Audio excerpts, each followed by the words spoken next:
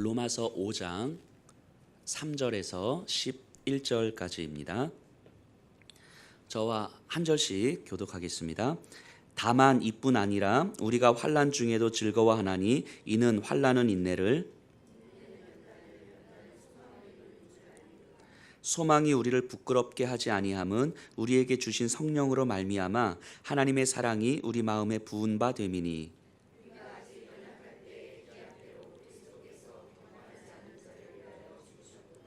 의인을 위하여 죽는 자가 쉽지 않고 선인을 위하여 용감히 죽는 자가 혹 있거니와,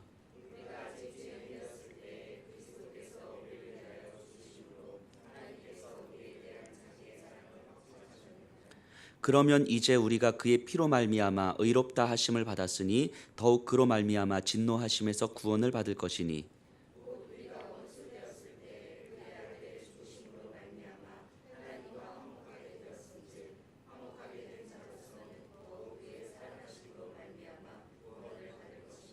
함께 고백합니다. 그뿐 아니라 이제 우리로 화목하게 하신 우리 주 예수 그리스도로 말미암아 하나님 안에서 또한 즐거워하느니라. 아멘.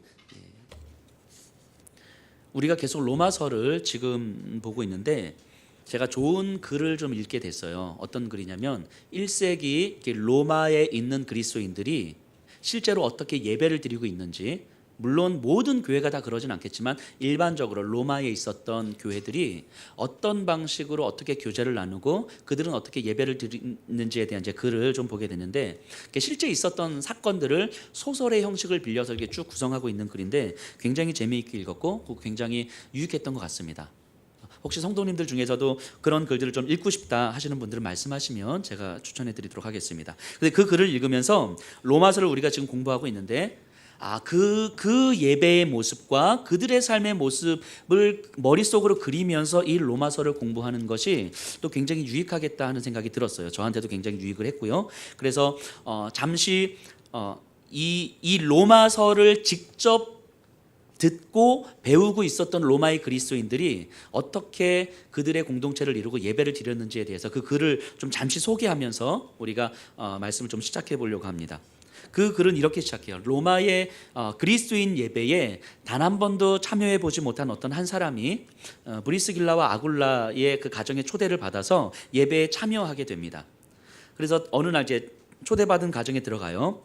어떻게 예배를 드리는지 궁금하기도 하고 또 기대도 되면서 이제 가정에 들어갑니다. 이제 사람들이 하나 둘씩 이렇게 모여들어요. 그때 당시에 로마의 교회라고 하는 것은 거의 이제 가정 교회의 형태였을 테니까, 근데 이렇게 모여듭니다. 근데 서로 따뜻하게 안아주고 축복해주고 편안하게 이야기도 나누고 그리고 자연스럽게 식사를 준비하고 먹습니다. 그러다가 어느 한 부류의 사람이 이제 둘이 이렇게 딱 들어오는데, 그때 당시에는 노예제 사회잖아요. 그러니까 주인과 노예가 이제 같이 들어오는 거예요. 그런데 놀랍게도 이 노예를 상석에 앉히고 주인이 그 옆에 앉는 거예요. 이 사람의 입장에서는 너무 낯선 풍경인 거죠. 그때 신분제적 사회에서 어쨌든 그러면서 서로 또 자연스럽게, 노예도 자연스럽게 이야기를 나누는 거예요. 그런데 이제 이 사람이 궁금한 거예요. 아니 그럼 도대체 예배는 언제 시작하지? 해서 옆에 있는 사람에게 조용히 물어봅니다. 저 예배는 언제 시작해요? 이렇게 물어봤더니 그 옆에 있는 사람이 이미 예배 시작했어요. 이렇게 대답하더라는 거예요. 그러니까 서로 따뜻하게 안아주고 이야기를 나누고 식사를 나누고 이런 자체가 이제 예배가 시작이 된 거죠. 어떤 종교적 형식도 없이 서로 따뜻하게 안아주고 이야기를 들어주고 식사를 나누면서 예배를 지금 드리고 있는 거예요. 근데 그러다가 이 노예와 함께 온 주인이 갑자기 이 사람들에게 이제 질문을 던집니다. 우리가 예수님을 믿는 사람으로서 예수님을 믿는 모든 사람들이 단 한 형제요 자매라고 이야기를 하는데, 이 노예, 내가 지금 데리고 온 이 노예도 분명히 하나님 안에서 한 형제요 자매인데 내 노예니까 이 노예를 형제로 보기가 너무 쉽지 않은 거예요. 노예를. 그렇기 때문에 이 사람이, 그래서 내가 이 노예를 형제로 보고 싶어서 이 노예를 노예가 아닌 자유민으로 내가 해방시켜주고 싶은데 여러분들의 생각은 어떻습니까? 이렇게 물어보는 거죠. 그래서 사람들이 이런저런 이야기하고, 그럼 바울 선생님은 어떻게 이야기했는지 고린도서를 통해서 또 살펴보고, 그러다가 그러면 이 노예를 우리가 자유민으로 만드십시다 해서 공동체가 결정을 하고 그 자리에서 이 노예는 또 자유민이 된 거예요. 뭐 이런 식으로 이루어지는 거예요. 그러다가 이제 이게 초대한 게 호스트가 이제 로마서를 펴서 또 읽고 여기에 대해서 이야기를 나누고 또 사람들은 질문을 던지고 뭐 이런 식으로 이제 온종일 이제 예배가 드려지는 거죠. 교제 나누고 삶의 이야기를 나누고 그 삶의 이야기에 바울 선생님은 어떻게 이해하는지 또 들이밀고 그래서 그럼 우리가 이렇게 바꾸면 되겠군요. 뭐 이렇게 계속 나누다가 이제 로마서를 묵상하면서 또 깊이 이야기를 나누고 자, 이 소설의 형식을 띠고 있는 건데 요런 내용이에요. 요런 내용. 근데 이게 초대교회의 단면을 잘 보여주고 있습니다. 자, 이때는요 어떤 형식이나 절차가 있었던 게 아니라 예수 그리스도를 믿는 형제 자매들이 서로 섬기고 삶의 이야기를 나누고 그리고 고민이 되는 문제에 대해서는 성경이 어떻게 이야기하는지를 살펴보고 성경에 따라서 결론을 맺고 그에 모두가 동의하고 그러니까 매우 자유로운 분위기인 것 같지만 예수님이 살아생전에 죄인들을 대했던 것 같은 그 따뜻함과 그 포근함의 분위기가 만들어지는 거죠. 주인과 노예가 함께 이야기를 나누고 자신에게 손해가 있을 듯 하여도 성경이 말하는 바라면 기꺼이 노예를 해방시켜 주기도 하고 또 성경을 듣지만 자유롭게 이야기를 나누면서 성경에 가깝게 생각하고 내 감정과 마음을 맞추고 또 생활을 맞추어 가는 거예요. 그러다가 온종일 그렇게 함께 예배를 드리다가 흩어져서 한 주간 또 살아가다가 또 와서 또 이제 그런 방식으로 예배를 드리는 거죠.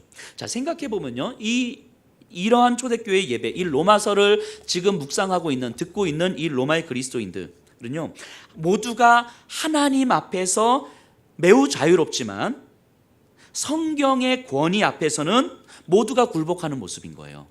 굉장히 자유롭게 서로 교제를 나누고 말씀을 나누지만 성경의 권위 앞에서는 모두가 굴복하는 거죠. 어떠한 형식에 얽매이지도 않고 사람의 권위가 드러나지도 않고 부와 권력이 전혀 의미가 없어지는 공간이 바로 예배의 공간이었어요. 그들에게는 그만큼 그들의 삶의 현장에서는 성경의 권위 하에서 한 주간 동안 정말 치열하게 살아가는 거죠. 성경에 내 생각을 어떻게 맞출 것인지, 내 감정을 어떻게 맞출 것인지, 내 삶의 방식을 어떻게 맞출 것인지 치열하게 몸부림치는 거죠. 그러니까 초대교회 이 신자들에게는요, 예배가 종교적 행사가 아니라 삶이었고 일상이었어요. 보고 싶은 얼굴을 보는 자리였고 삶의 고민들을 성경의 권위 앞에 내려놓는 자리였고 지친 일상을 위로받는 자리였던 거죠. 물론 그 가운데서도 서로 맞지 않는 사람들이 있었고 논쟁을 하다 보면 다툼이 생기기도 하고요. 얼굴 붉히는 일들도 있었습니다. 그럼에도 불구하고 성경의 권위 앞에서는 순간의 자존심도 내려놓을 수 있는 영적인 힘이 그들에겐 있었어요. 나 혼자 내가 은혜 받고 내가 만족하고 이런 생각들은 아예 없었어요. 그들의 머릿속에 아예 없었어요. 예배 공동체는 그냥 그 자체가 하나 된 일상이었기 때문인 거죠. 그만큼 서로를 위한 기도가 있었고 함께 모여 내가 아닌 그리스도의 몸을 세워간다는 의식이 있었어요. 이게 초대교회 이 로마의 그리스도인들이 보여줬던 예배의 모습이었습니다. 그런데 시간이 지나고 교회가 커지고 조직화되면서 예배가 이제 어느 순간 성직자 중심의 예배가 이루어지잖아요. 오늘날 우리가 예배드리는 이런 형태도 결국 성직자 중심의 예배가 이루어지는 거죠. 뭐 불가피한 현실입니다. 어쩔 수 없을 것 같다는 생각이 드는데 그럼에도 불구하고 한편으로는 좀 이 초대교회 예배를 보면서 공부를 하면서 좀 아쉽다는 생각도 한편으로 들게 됩니다. 물론 뭐 그런 예배의 형태가 좋고 이런 예배 형태가 나쁘다 이런 차원의 문제가 아니라 그때 예배의 글을 보면서 느껴지는 이 따뜻함과 풍성함과 그리고 모두가 성경의 권위 앞에 굴복할 수 있는 그 영적인 힘들이 이제 느껴지는 거죠. 그것이 공유가 되는 거죠. 그러면서 어떤 생각을 하게 됐냐면 그들의 예배가 참 인격적이다 이런 생각을 하게 됐어요. 인격적이다. 어떠한 형식에 매여 있지 않고 삶과 삶으로 부딪히고 부족함과 연약함을 드러내지만 서로 끌어안고 그럼에도 모든 것 위에 성경의 권위를 둘 수 있는 영적 공동체. 그게 참 인격적이다라는 생각을 하게 됩니다. 뭐 관계가 좋다 이런 차원의 문제가 아니에요. 그래서 그들에게 있어서 복음을 생각해 봤습니다. 그들에게 있어서 복음은 이런 공동체, 아니 이런 삶을 가능하게 하는 능력이었어요. 복음은 어떠한 형식이나 틀 또는 몇 마디 문장으로 설명할 수 있는 그런 게 아니라는 거예요. 그들에게 있어서 복음은 삶이었어요. 삶. 내 집의 노예를, 내가 돈 주고 산 노예를 그리스도 안에서 나와 같은 형제로 바라보게 할 수 있는 힘이 그들에게는 복음이었어요. 그래서 그를 자유케 해줄 수 있는, 내게 손해가 끼치더라도 그를 자유케 해줄 수 있는 용기가 바로 복음이었어요. 그리고 그것을 함께 격려하고 축복해 줄 수 있는 공동체, 그들에게 있어서 복음은 바로 이런 거였어요. 이걸 오늘날로 그대로 우리에게로 가져와 보면 복음은요, 내 옆에 있는 이 사람을 하나님의 선물로 바라보게 하는 힘이에요.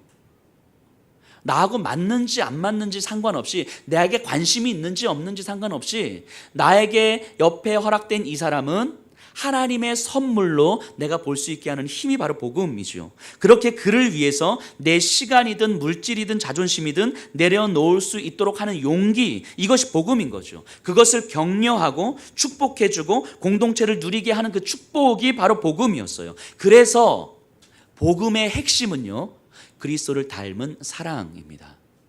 복음의 핵심은요, 그리스도를 닮은 사랑이에요. 저는 이것을 복음이 인격적이다 이렇게 표현을 해봅니다. 복음이 인격적이다. 복음은 나를 구원해 주신 하나님의 은혜이면서도 동시에 나로 하여금 사랑의 관계를 회복하게 하는 능력이에요. 다시요. 복음은 온전히 하나님의 은혜죠. 나를 구원해 주시는 하나님의 은혜이면서도 거기서 내 안에서 딱 머무는 것이 아니라 나로 하여금 사랑의 관계를 회복하게 하는 능력이에요. 이게 이 로마 그리스도인들의 모습 아닙니까? 복음이 내 안에만 딱 가두어지지 않아요. 내가 은혜 받고 끝나는 게 아니라 그 복음이 나로 하여금 사랑하게 하는 힘을 회복시켜 주는 거죠. 나를 향한 하나님의 사랑으로 충분히 채우고 그 사랑이 흘러가 생명을 낳는 삶을 살게 하는 힘이에요.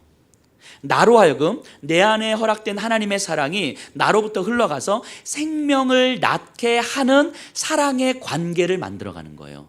그게 복음의 힘이죠. 그래서 정리하면 복음적이다 이런 말은요, 누군가의 생명을 낳는 사랑의 관계를 맺어가는 것, 이거예요. 복음적이다. 생명을 낳는 사랑의 관계를 맺어가는 것. 이게 예수 그리스도의 삶 아닙니까? 우리에게 그 생명을 주시기 위해서 예수 그리스도는 사랑의 관계를 맺어가신 거죠. 자신의 생명도 온전한 피 흘리심 가운데서 우리에게 생명을 허락하시고자, 영원한 생명을 허락하시고자 예수 그리스도는 그렇게 살아가신 거예요. 왜냐하면 우리를 그렇게 사랑하셨으니까. 그러니까 우리에게 있어서 복음이라고 하는 것은 그 사랑을 받은 우리가, 온전한 은혜로 받은 우리가 또 다른 누군가의 생명을 낳도록 하기 위해서 사랑의 관계를 맺어가는 거예요. 이게 복음적이다라고 하는 거죠. 그래서 하나님께서는 하나님의 자녀들 우리들에게 복음적 삶을 위해 교회라는 공동체를 허락해 주신 거죠. 교회를 통해서 생명의 물줄기가 세상으로 흘러가도록 하기 위해서. 교회는 이 세상에 하나님의 구원의 역사를 이루고자 하는 유일한 통로죠. 교회는요, 이 땅 가운데 하나님의 구원의 역사를 이루고자 하는 유일한 통로죠. 교회가 아니고서는 하나님의 구원의 역사가 이루어지지 않습니다. 물론 하나님이 전능하시지 않다 이런 의미가 아니에요. 하나님은 교회가 아니어서도 얼마든지 하실 수 있는 분이시죠. 그럼에도 불구하고 하나님은 교회를 통해서 일하시죠. 그렇게 보면 여기 있는 한 분 한 분이, 우리가 예수평화교회로 이렇게 모여 있지만 여기 있는 한 분 한 분이 결국 예수평화교회인 거예요. 이 말은 여러분들이 직장에 있을 때 한 사람으로 직장에 있는 것이 아니라 예수평화교회의 이름으로 직장에 있는 거예요. 그러니까 교회에 부어주신 그 하나님의 사랑이 우리를 통해서, 나를 통해서 직장에서 생명 낳는 사랑의 관계로 흘러가는 거예요. 그게 교회잖아요. 하나님의 구원의 사역을 이루고자 하는 유일한 통로라면, 그래서 우리 한 사람 한 사람이 교회라면 우리가 있는 그곳에서 누군가의 생명, 영원한 생명을 낳도록 하기 위해서 나에게 허락된 사랑을 흘려보내는 삶을 살아가는 것, 이게 교회이고 이것이 복음적 삶, 이렇게 이야기할 수 있는 거죠. 그러니까 복음이라고 하는 것이 내 안에 이렇게 가두어지지 않는다는 거예요. 내가 받고 이것이 내 안에서 누려지지만 내 안에서 딱 가두어지지 않는다는 거죠. 그런 의미에서 복음은 인격적인 거예요. 인격적인 것. 복음은 내 안에 가두어지는 것이 아니라 나를 통해서 생명 낳는 사랑의 관계를 흘러가는 거죠. 그래서 복음은 인격적이라는 사실을 우리가 꼭 기억하셔야 됩니다. 이것을 기억하지 못하면 오늘 좀 이따가 우리가 계속 살펴볼 텐데 엄청난 큰 위험, 영적 위기에 빠지게 되는 거죠. 자, 그런데 이제 여기까지만 들어도 제가 이 원고에 뭐라고 써놓냐면 제가 이렇게 설교를 할 때 가끔씩 되게 재밌는 개그를 할 때가 있잖아요. 근데 그 개그를 할 때 이게 그냥 순간의 애드립이 아니에요. 제가 원고에 다 적어놓거든요. 원고에 적어서 여러분들 성도님들의 반응까지 적어놔요. 그러니까 제가 이 개그를 하면 괄호치고 굉장히 썰렁한 반응이 예상됨. 뭐 이렇게 이제 제가 이렇게 적어놓거든요. 근데 여기서 제가 뭐라고 적어놨냐면 여기까지 이야기하면 우리 성도님들이 이제 그 가슴 속에서 아휴, 한숨을 쉴 것 같음 이렇게 적어놨어요. 어떤 분들은 속으로 이러실지도 모르겠습니다. 이제 로마서 지금 15번째 들어오고 있는데 로마서 하는 내내 계속 그렇게 말씀하셨는데 목사님 좀 이제 그만 좀 하시죠. 이제 도대체 우리 보고 어떻게 살라고 지금 그런 얘기만 계속 하십니까? 내가 교회 직장은 직장이지 무슨 직장에서 어떻게 내가 교회로 살아요. 특히 애기 엄마들 말씀을 듣고 복음을 듣고 은혜를 받으면서 내가 진짜는 우리 아이들한테 진짜 인격적 기다림을 가지고 이 아이들을 좀 그리스도의 사랑으로 끌어안고 정말 이 아이가 짜증을 낼 때 눈물을 흘리면서 주여 외치면서 내가 이 아이를 품겠습니다 라고 하지만 그 앞에 서면 완전히 무너지는 안 되잖아요. 그 현실이 눈앞에 확 펼쳐지는데 지금 과하게 웃으시는 분들은 이제 우리 엄마 이야기야 뭐 이런 거죠. 자, 펼쳐지는데 그 상황이 펼쳐지는데 그 상황 속에서 나로 하여금 생명 낳는 사랑의 관계를 흘려보내야 되는 교회로 살아가라고 이야기하는 게 이게 듣고 싶지 않은 이야기인 거죠. 근데 이것도 한두 번도 아니고 지금 로마서 15번째 하는데 15번 내리 지금 그런 얘기를 하고 있으니 한숨이 확 나오는 거죠. 그게 이제 예상이 돼요. 우리의 현실을 거스르는 일이기 때문인 거죠. 우리의 본성을 거스르는 일이기 때문인 거예요. 근데 그런 고민을 가지고 그런 불편함을 가지고 오늘 본문을 좀 읽으셔야 돼요. 로마의 그리스도인들이 오늘 로마서 5장 우리가 이제 본문을 살펴볼 텐데 이 본문을 읽을 때에도 똑같았을 거예요. 우리하고 똑같았을 거예요. 왜냐하면 우리와 성정이 똑같은 사람들이잖아요. 초대교회 사람들이라고 해서 우리와 다른 사람들이 아니죠. 그럼 그들도 우리와 똑같은 상황과 똑같은 고민과 똑같은 불편함을 가지고 있는데 그들을 다 알면서도 사도 바울은 왜 이런 글을 썼고 그 사도 바울의 마음을 헤아리면서 로마의 그리스도인들은 어떻게 이 말씀을 받아들였을까? 한번 그 고민을 가지고 오늘 본문을 좀 같이 봤으면 좋겠습니다. 3절 4절 제가 한번 읽어볼게요. 다만 이뿐 아니라 우리가 환난 중에도 즐거워하나니 이는 환난은 인내를, 인내는 연단을, 연단은 소망을 이루는 줄 알미로다. 지난주에 환난은 인내를까지 우리가 좀 공부했는데요. 이 환난은 제가 이렇게 설명드렸어요. 결핍을 채움으로 행복해질 수 있다는 거짓된 환상을 깨트리시는 하나님의 일하심이다. 우리의 행복함은 우리의 결핍을 욕망으로 채움으로써 이루어지는 것이 아니라 하나님으로 채울 때 내 마음이 하나님을 향한 순전한 마음을 향해 갈 때 가능하다라고 그렇게 말씀을 드렸습니다. 그 환난은 우리에게 인내를 만드는데요. 인내는 단순하게 참는 것이 아니고 확고한 믿음을 가지고 견뎌가는 거예요. 확고한 믿음을 가지고 견뎌가는 것. 그래서 하나님으로 채워지는 한 마음을 만들어가는 것. 우리 안에는 두 가지 마음이 있죠. 아니 세 가지, 네 가지, 10가지 마음도 있는 거죠.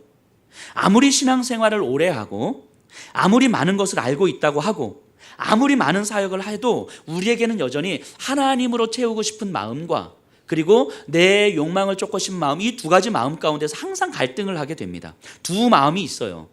그래서 내 욕망이 하나님의 마음을 향해서 움직이는 상태, 점점 그렇게 변해가는 상태, 이게 인내라고 이야기했습니다. 인내.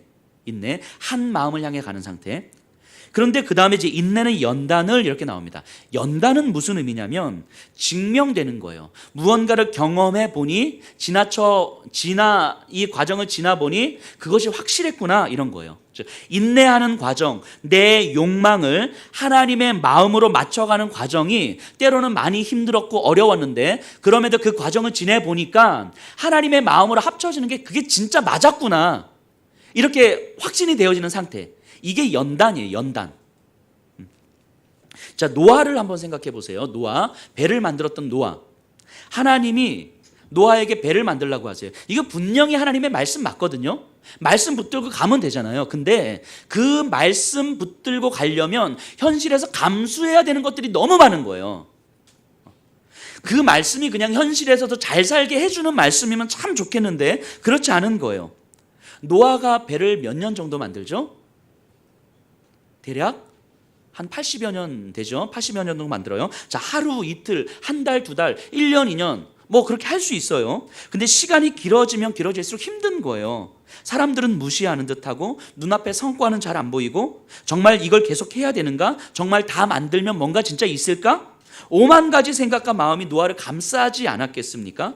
포기하고 싶은 마음이 그 중간중간에 수없이 많이 들었겠죠. 말씀 붙들고 가는 그 길이 그냥 순탄하지만은 않은 거예요. 2가지, 3가지, 4가지 마음이 노아 안에 있는 거죠. 제가 우리 이제 제자반을 이제 하잖아요. 제자반을 내가 좀 많이 이렇게 진행하고 있는데요. 제자반을 진행할 때 거의 대부분 물어보시는 말씀이 있어요. 시작할 때 뭘 물어보시냐면, 목사님 이번 제자반은 몇 주 과정입니까? 이렇게 물어보세요. 그럼 저는 굉장히 어이가 없다는 듯 씩 웃지요. 제자반이 몇 주 과정이 어디 있습니까? 몇 주 과정이. 그죠? 그런 거 없어요. 제자반은 뭐 한 달, 뭐 10주, 3달 한다고 됩니까? 안 되죠. 그래서 기본 3년이라고 말씀을 드려요. 기본 3년. 오해하지 마세요. 그 3년 과정이가 이게 아니고 기본 3년. 기본 3년이라고 말씀드리는 거예요. 평생 가야죠. 지금 제자반 하시는 분들은 이제 빼도 박도 못 합니다. 빼도 박도 못. 이제 기본 3년 가고 그 다음에 이제 우리가 보셔야죠. 자, 보세요. 근데요, 중요한 건 뭐냐면 이렇게 제자반을 진행하는 가운데서 그냥 가다 보니까 너무 좋으면 괜찮은데 가다 보면 때로는 이걸 내가 왜 해야 되는 거지? 이거 굳이 이걸 해야 되나? 또 하고 싶지 않은 때가 있고, 몸이 힘들고 지치고 마음도 힘들고, 때로는 교회도 나가기 싫기도 하고, 하나님이 살아 계신지도 잘 모르겠고, 이러면 중간에 포기하고 싶을 때가 너무 많은 거죠. 제자반을 계속 해야 되는가? 포기를 해야 되는가? 그래서 어떻게 하면 한 번이라도 쉬어보겠다고 지금 가진 애를 지금 쓰시고 계시잖아요. 지금 그죠? 자, 근데 어쨌든 그런데 그 시간이 지나고 나서 보니까 하나님 말씀 붙들고 배를 만든 게 맞았구나. 이 확신이 드는 거예요. 이 3년의 과정을 지내보니까 그래도 그때는 뭔가 아무것도 없었던 것 같았는데 시간이 지나고 나서 보니까 이렇게 인내하면서 제자반을 했는 게 나한테 훨씬 더 좋았던 거구나 라고 증명이 되는 거예요. 이게 연단이에요. 연단. 성경에서 말하는 연단. 그러니까 그 연단이 되어야 그 다음에 말이 나오는 거예요. 그 다음에 뭐라고 표현됩니까? 성경에서 연단은 뭐요? 소망을. 연단은 소망을. 자, 연단을 통해서 더 확실해진 거예요. 그리스도인이 된 나는 하나님을 알아갈 수 있다면, 이제까지 경험했잖아요. 연단을 통해서 하나님의 말씀 붙들고 하나님을 알아가는 것이 옳았구나, 이것이 나에게 경험이 됐잖아요. 그러니까 또 다른 환난이 나에게 닥쳐와도 그럼에도 불구하고 하나님을 알아가는 것이 나에게는 소망이 되겠구나 라고 하는 믿음이 들어오는 거예요. 그래서 연단은 소망으로 이어지는 거예요. 이게 바울의 이야기인 거죠. 그래서 내 삶의 유일한 소망이 하나님을 알아가는 것이고 말씀 붙들고 살아가는 것이라고 하는 것이 이제 나에게 확신이 되어지는 거예요. 물론 그렇다고 해서 넘어지기도 하고 무너지기도 하겠죠. 그럼에도 불구하고 환난이 인내를, 인내는 연단을, 연단은 소망을 통해서 내 삶의 방향성이 만들어지는 거죠. 이 3절 4절을 이런 흐름 속에서 이해를 해주셔야 돼요. 그래서 5절이 나와요. 소망이 우리를 부끄럽게 하지 아니함은 우리에게 주신 성령으로 말미암아 하나님의 사랑이 우리 마음에 부은 바 됨이니. 환난을 부끄럽게 여기지 않아요. 왜냐하면 나는 경험했잖아요. 환난과 고난을 통해서 인내를, 그래서 연단을, 그 연단을 통해서 이 환난 자체의 문제가 아니라 환난을 통해서 나에게 하나님의 말씀 붙들고 하나님을 알아가는 삶이 훨씬 더 유익한 거구나 라고 하는 것이 내 삶에서 증명이 됐잖아요. 그러니까 이 환난을 더 이상 내가 부끄럽게 여기지 않아요. 고난당하는 것을 수치스럽게 여기지 않습니다. 내가 돈이 좀 없다는 것이 부끄럽지 않아요.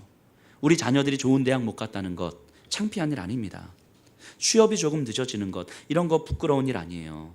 그 환난을 통해서 내 안에 두 마음이 있음을 알게 되고 하나님의 마음으로 만들어가기를 힘쓰게 되고 결국 그것이 훨씬 더 풍성한 삶이라는 걸 증명됐기 때문이죠. 그래서 다른 그 어떤 것이 아니라 하나님께 가까이 하는 것이 소망이라는 것을 확실하게 경험하고 고백하는 거예요. 바울이요 디모데에게 디모데후서 1장 8절에서 이렇게 편지를 씁니다. 제가 한번 읽어볼게요. 그러므로 너는 내가 우리 주를 증언함과 또는 주를 위하여 갇힌 자 된 나를 부끄러워하지 말고 오직 하나님의 능력을 따라 복음과 함께 고난을 받으라. 바울은요 복음을 증언함으로 갇힌 자 됐어요. 근데 갇힌 자 되니까 바울 주변에 있던 사람들, 바울과 함께 어떤 유익을 누렸던 사람들, 바울과 함께 새로운 세상을 꿈꿨던 사람들, 바울과 함께 있음으로써 굉장히 어떤 명예와 이런 것들 함께 누렸던 사람들. 그런데 바울이 그 옥에 갇히고 수치스러움과 모욕을 당하고 그래서 정말 비루한 자처럼 보여지자 사람들이 다 떠나갑니다. 바울 주변의 사람들이 다 떠나간 거예요. 다 도망갑니다. 그 바울이 디모데에게 편지를 씁니다. 디모데에게 디모데야 너는 내가 갇혔다는 이 사실을 부끄럽게 여기지 말아라 이야기를 하는 거예요. 왜냐하면 바울은 확실하게 고백하고 있는 거예요. 디모데후서가 로마서보다 훨씬 후에 쓰여진 거잖아요. 그러니까 이 로마서를 쓴 다음에 이제 디모데후서가 쓰여졌을 테니까 내가 갇혀 있는 이 고난과 환난은 하나님께서 나에게 인내를 그리고 연단을 그리고 내 삶에 하나님을 알아가는 그 소망을 가르쳐 준 것이기 때문에 나도 부끄럽지 않다.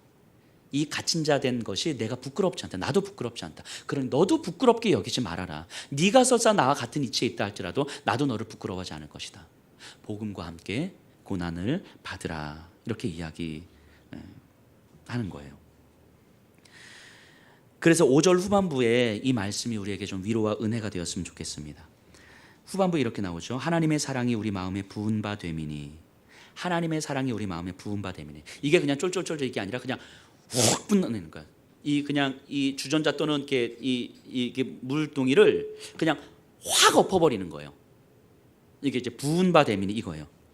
지금 사도 바울이 지금 어떤 과정에서 이렇게 이야기하는 거예요? 환난은, 인내는, 연단은, 소망을 쭉 한 다음에 그러면서 고백하는 말이 이 시간이 지나오면서 내가 확신한 것이 하나가 있는데 하나님의 사랑이 내 안에 확 부어진 거예요. 완전히 쏟아진 거예요. 그냥 소낙비가 완전히 내리는 것처럼 하나님의 사랑이 내 마음 가운데 완전히 쏟아진 거예요. 완전히 쏟아지니까 내 마음 가운데 다른 어떤 것에 여지가 없는 거예요. 환난 때문에 때로는 힘겨웠고 때로는 부끄러웠고 창피했던 순간들도 있었는데 이 시간들이 지나오면서 하나님의 사랑이 나한테 완전히 부어진 것이었구나라는 것이 바울에게 깨달아진 거예요. 이 사랑이 깨달아지니까 더 이상 부끄러워할 이유도 없는 거예요. 내가 감옥에 갇혀서 사람들에게 욕을 먹고 있다고 해서 그것이 부끄러워질 리가 없는 거예요. 이미 내 안에는 하나님의 사랑이 가득 차 있기 때문인 거죠. 로마에 있는 그리스도인들이 하나님의 사랑을 가득 채워서 내 마음에 하나님의 사랑을 가득 부어졌는데 이 사랑을 경험한 이 사람이 내가 돈 주고 산 노예를 자유인으로 만들어내는 것이 무에 큰 문제가 되겠냔 말이죠. 그게 하나님의 사랑으로 가득 부어진 이 사람이 그 신분제적 사회 속에서 주인이 와서 말석에 앉아 있는 것이 노예를 상석에 앉히는 것이 그게 뭐가 큰 문제가 되겠느냐 말이죠.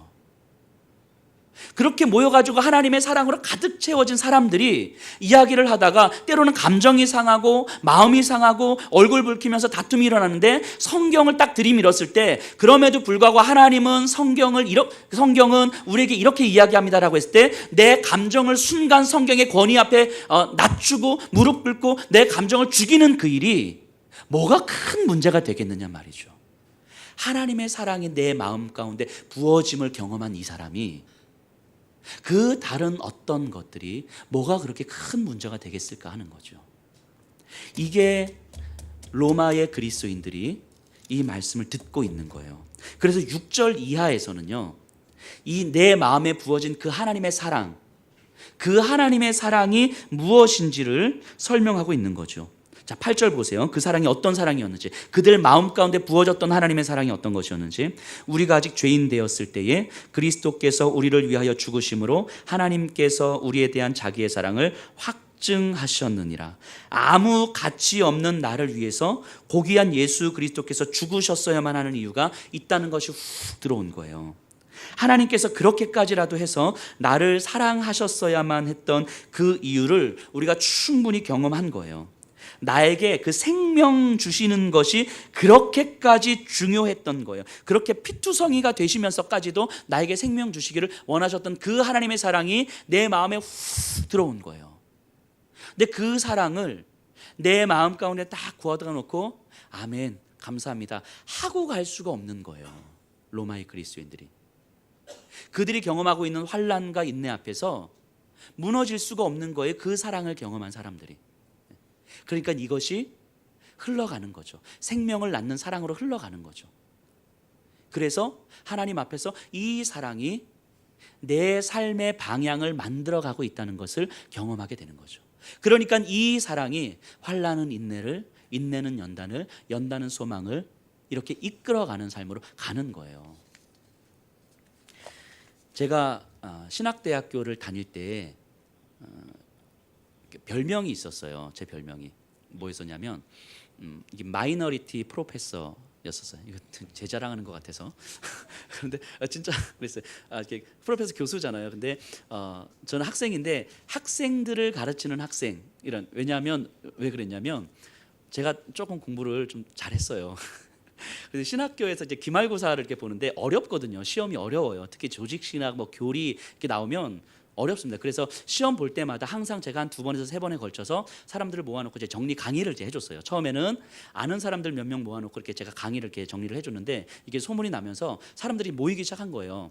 그래서 어느 순간부터는 강의 일정을 공지를 하고 그리고 그 시간표에 따라서 강의를 했습니다. 그 기말고사 한 3주 전부터 그래서 한 3번, 많으면 4-5번까지 이렇게 해서 사람들 모아놓고 이제 정리 강의를 쭉 해줬어요. 그때 저희 아내도 이제 그 자리에 있었는데 아마 그 모습에 우리 아내가 반하지 않았을까. 그렇게 이렇게 제가 졸업할 때까지 6학기를 제가 그렇게 했거든요. 그만큼 제 스스로 그때 당시에 제 스스로 굉장히 똑똑하다고 생각을 했어요. 공부 잘한다고 생각을 했어요. 그리고 특히 이제 우리 교단이 따르고 있는 어떤 신학과 그 복음의 틀에 대해서 저는 명확하게 이해를 하고 있고 그리고 누구를 만나더라도 얼마든지 복음을 신학적으로 설명할 수 있고 복음이 무엇인지를 다양한 각도에서 뭐 예를 들면 창조의 관점에서 구원의 관점에서 뭐 섭리의 관점에서 얼마든지 설명할 수 있다고 실제로 그렇게 설명할 수 있었고 자신했었어요. 그리고 이제 성경을 그 신학적 관점에서 복음적 관점에서 성경을 명확하게 해석할 수 있다고 저는 이제 자신하고 있었죠. 물론 이제 연륜이 없기 때문에 그 깊이가 없을 수는 있겠지만 그럼에도 신학적으로는 내가 분명하고 명확하다라고 이제 자신을 했어요. 그리고 이제 제 성향상 또 열심을 내는 성향이잖아요. 제 성향상. 그러니까 제가 갖고 있는 어떤 복음적 지식과 또 제 성향으로 갖고 있는 이 열심이 저는 사역자로서 최상이라고 생각했어요. 제 스스로. 진짜 최상이라고 생각했어요. 그래서 제가 사역을 진행했거든요. 그래서 정말 복음을 끊임없이 이야기하고 내 열심을 가지고 이렇게 막 사람들을 만나고 상담을 하고 뭐 제자반을 하고 그러면 변화돼야 되잖아요. 근데 진짜로 단 한 사람도 변화가 안 되는 거예요. 그렇게 사역을 하는데 저는 분명히 복음을 이야기하고 있었거든요. 근데 단 한 사람도 변화가 안 되는 거예요. 자, 그럴수록 제가 어떻게 했겠습니까? 더 열심을 내는 거죠. 더.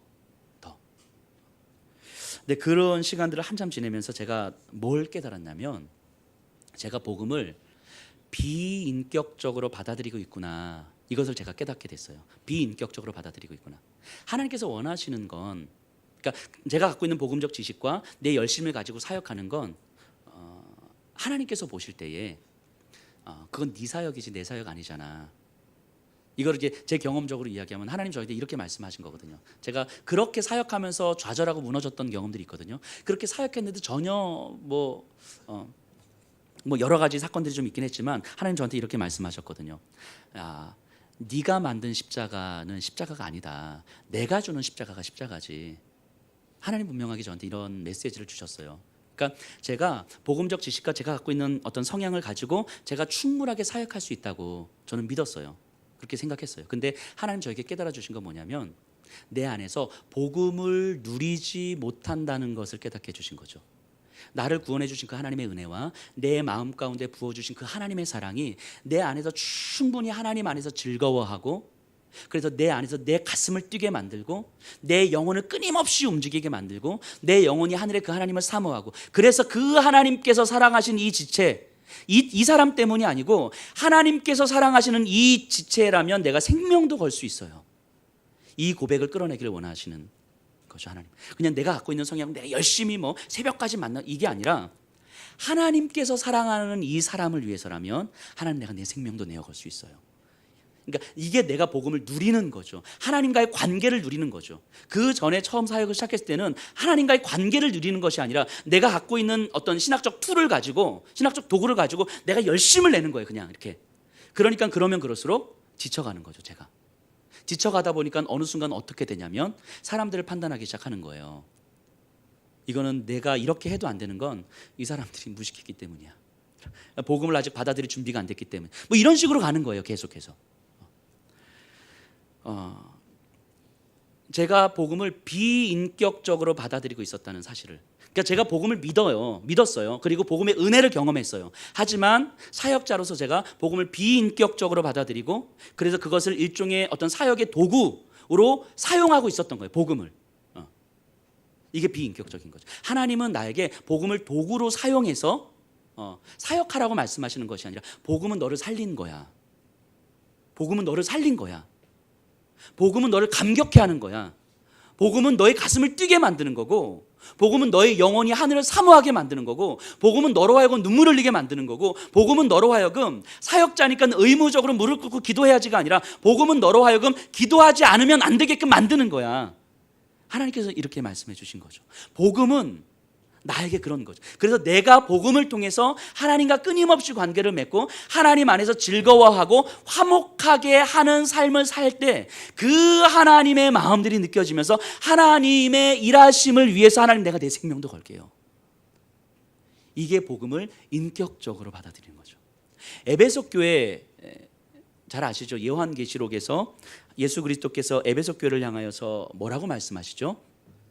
너가 첫사랑을 잃어버렸도다, 이렇게 이야기합니다. 자, 에베소 교회가 어떤 교회입니까? 그때 당시에는요, 이단이 엄청 많았을 때예요.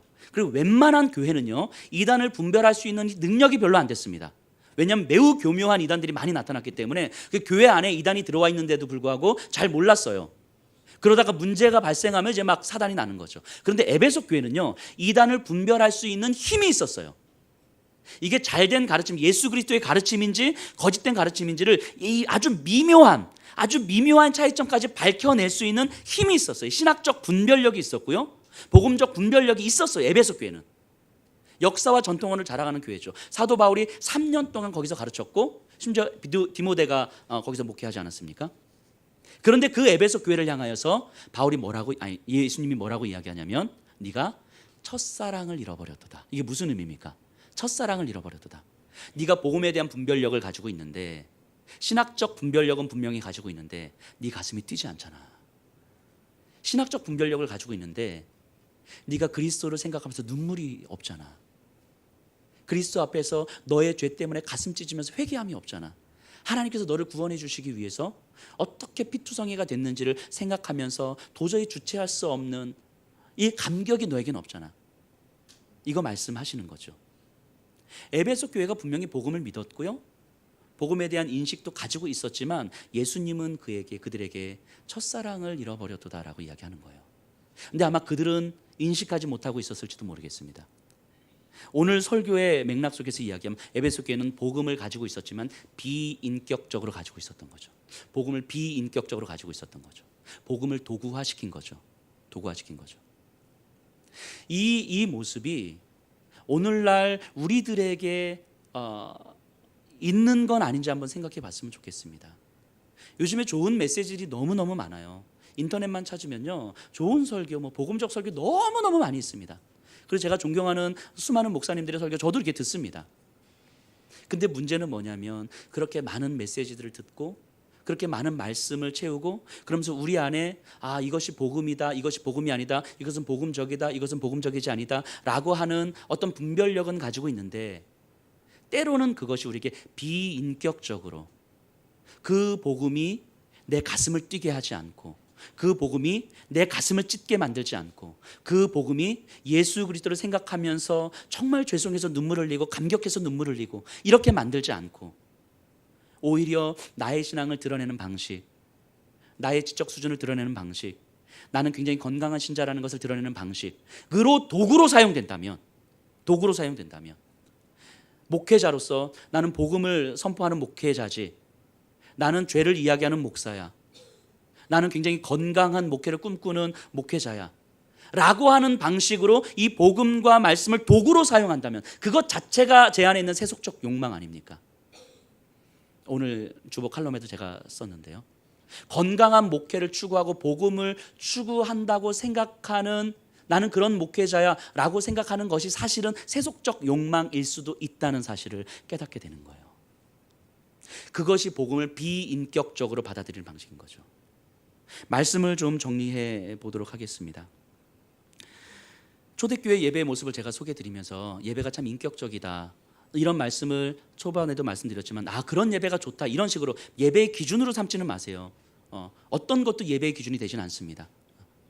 하지만 제가 포인트를 두고 있는 건 그 참 인격적이다라고 하는 거죠. 복음이 내 안에 들어와서 내 안에 가두어지지 않고 끊임없이 생명 낳는 사랑의 관계로 흘려보내는 그 삶. 그래서 거기에 때로는 손해가 있고 때로는 억울함과 수치스러움이 있는데 내 성향 때문이 아니고 하나님 때문에 기꺼이 그것을 감당해낼 수 있는, 근데 그것이 인내와 연단과 소망을 통해서 내 삶 속에서 확신되어지는 거죠.